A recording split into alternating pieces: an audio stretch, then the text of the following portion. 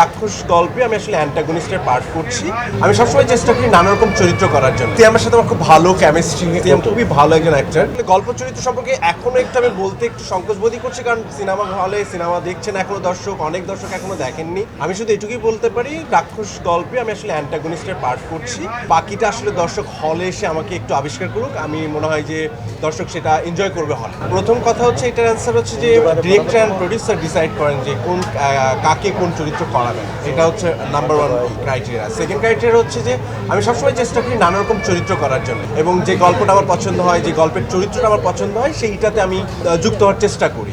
এখন এই দুটোর সংযোগ মিলে যেই চরিত্রগুলো আমার সামনে আসবে আমি সেই কাজটা করব। সেটা ভিলেন হতে পারে, হিরো হতে পারে, হোয়াট এভার ইট ইজ।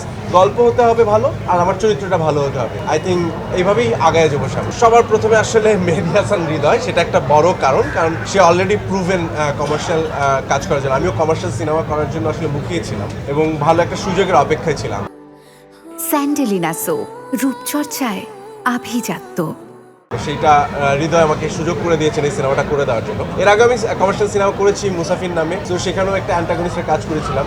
হৃদয়ের কাজটাও ডিফারেন্ট, হৃদয়ের প্রজেক্টটাও ডিফারেন্ট, হৃদয়ের চরিত্রটাও ডিফারেন্ট। সেইটাই আমাকে আসলে ইন্সপায়ার করেছে কাজটা করার জন্য। পাশাপাশি সুমিয়াপা, আজিম ভাই, ওনারা খুব ভালো প্রডিউসার। আমরা পুরো কাজটা খুব ভালোভাবে করেছি। তো এই সবগুলো কারণেই আসলে এই প্রজেক্টটা করার পিছনে। এটা তো আপনারা ভালো বলতে পারবেন, আমাদের দুজনের কেমিস্ট্রি কেমন ছিল। আমরা টানে এক ধরনের কাজ করেছি। আই থিঙ্ক সিয়ামের সাথে আমার খুব ভালো কেমিস্ট্রি গ্রো করে আর কি। মানে আমি টানেও সেভাবে করেছি। আমরা যখন রাক্ষস পারফর্ম করি সেটাও খুবই কোলাবোরেশনের মাধ্যমে কাজ করেছি। আমাদের ফাইট সিন বা আমাদের সাথে যে ফেস অফ যে সিনগুলো ছিল, আমরা খুবই কোলাবোরেশন করে কাজ করেছি। আর সিএম খুবই ভালো একজন অ্যাক্টর, আমাদের কাজ করতে খুব ইজি হয়েছে।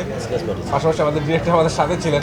তো সব মিলে পুরো প্রজেক্টটা করতে গিয়ে আমি খুব হ্যাপি। খুব বেশি প্রস্তুতি পাওয়ার সুযোগ পাইনি। ফিজিক্যালি বিষয়টা যেটা হচ্ছে, এটা আমার বেসিক্যালি নিজের ফিটনেস নিয়ে আমি একটু কনসিয়াস হয়েছিলাম মাঝখানে।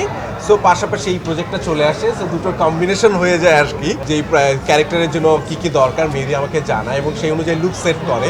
তো দুটো মিলে যায় আর কি। আর প্রিপারেশন তো কিছু ছিলই। ও আমাকে যখন ক্যারেক্টার ব্রিফ করে, সেই ক্যারেক্টার অনুযায়ী সেটা হয়ে ওঠা। পাশাপাশি আমাদের মেকআপ আর্টিস্ট, আমাদের যে কস্টিউম ডিজাইনার, তাদের সহযোগিতা ছিল এই চরিত্রটা হয়ে ওঠার পিছনে। খুবই ভালো লাগার কথা, যে কোনো অ্যাপ্রিসিয়েশন আসলে নতুন কাজের উদ্যম দেয়। আর আমি তো একটা জায়গায় আটকে থাকতে চাই না, আমি আসলে অনেক মানুষের কাছেই পৌঁছাতে চাই। যে দর্শকের কাছে একটু পৌঁছাতে পারছি, সেটা খুবই ভালো লাগছে। দর্শক গ্রহণ করছেন আমাকে, বা সামনে আরও আমার যে কাজগুলো আসবে তারা হয়তো হলে এসে দেখবেন, আমি সেই আশাটাই করব। সবসময় চেষ্টা থাকে দর্শককে এন্টারটেন করার। সো আমি সেই কাজটাই করে যাবো as a performer, as a actor. দর্শকের অ্যাপ্রিসিয়েশন, দর্শককে ধন্যবাদ যে আমাকে এভাবে তারা গ্রহণ করছেন এবং তারা দেখছেন। তাদের সবাইকে বলবো যে প্লিজ সিনেমা হলে এসে রাক্ষস সিনেমা দেখুন, আমাদের পরিশ্রম তাহলে সার্থক হবে।